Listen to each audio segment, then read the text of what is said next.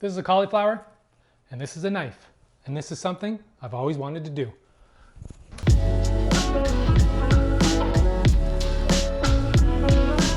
Let's start with one large head of cauliflower, about 2 pounds.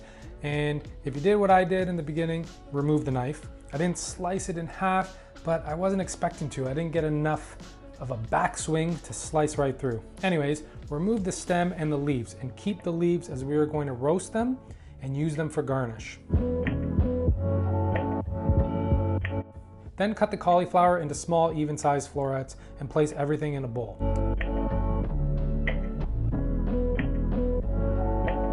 Next is our shallots. I would say 2 to 3 is good.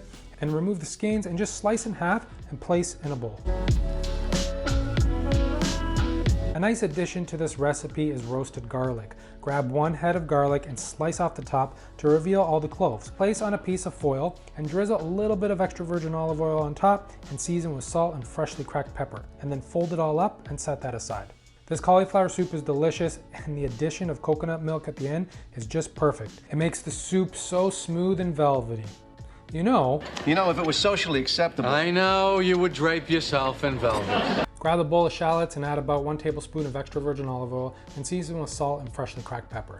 Give a mix and then grab the bowl of cauliflower and add about 3 tablespoons of extra virgin olive oil. Season with salt and freshly cracked pepper, and then add 2 tablespoons of smoked paprika and just give a nice mix.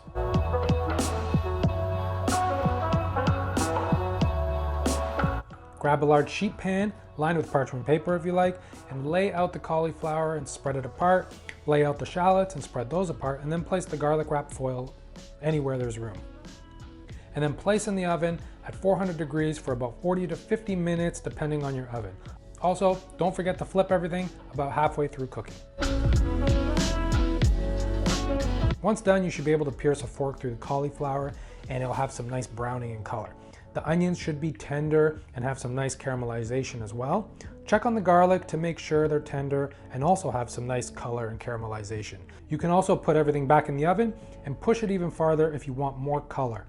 I'm going to do that with the garlic, so back in the oven for about maybe another 20 minutes. Remove some of the cauliflower leaves on a plate so we can use those as garnish, and the rest is just going to go in the soup. They're delicious, so try not to eat them all. Now it's time to bring everything together. In a large pot, add 3 tablespoons of extra virgin olive oil and add some chili flakes for some heat. Add 2 tablespoons of unsalted butter and melt to let the chili infuse into the oil and the butter.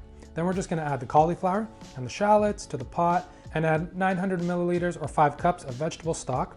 Then add the garlic if it's roasted to your liking. The cloves should easily come out with a knife, or you can just squeeze the whole bulb and all the cloves should squeeze right out. Cover the pot with a lid and bring to a boil, and then turn off the heat and go at it with an immersion blender until your desired smoothness. You can also use a blender so that it's super smooth. Remember, if you're using a blender, to remove the top to let steam escape or you're in for an explosion.